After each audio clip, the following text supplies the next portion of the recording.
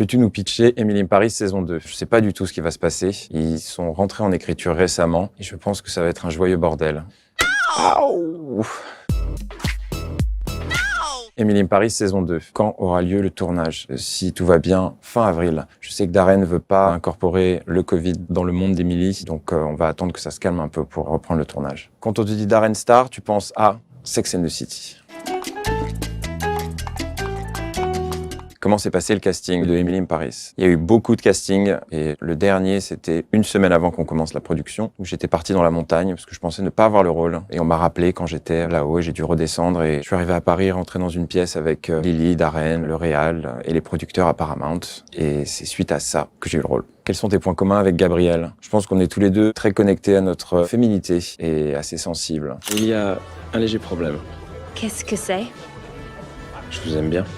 En vrai, ta voisine, elle ressemble à Emily. Alors non, ma voisine est un voisin en surcharge pondérale, avec une pilosité extrêmement développée et une haleine inqualifiable. La chose à ne jamais faire lors d'un premier rendez-vous. Parler de soi et ne faire que parler, ne rien écouter. Le meilleur titre pour faire l'amour dans une cuisine, je dirais Berlin de RYX.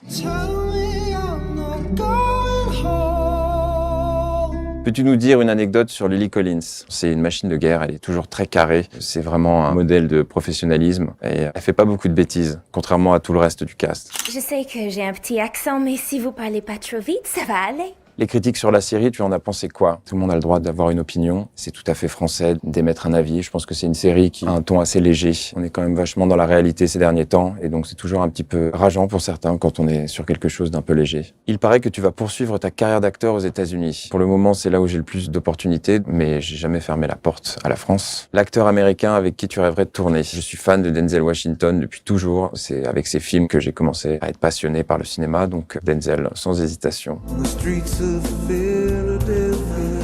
C'est quoi le mieux, l'apéro avec des Parisiens ou l'apéro avec des Marseillais? C'est l'apéro avec des Marseillais, sans hésitation. Tu faisais quoi à Budapest en novembre dernier? Je tournais un long métrage sur l'histoire de Dior dans les années 50, avec Isabelle Huppert, Lambert Wilson, Jason Isaac et plein d'artistes formidables. Emily in Paris ou Sex and the City?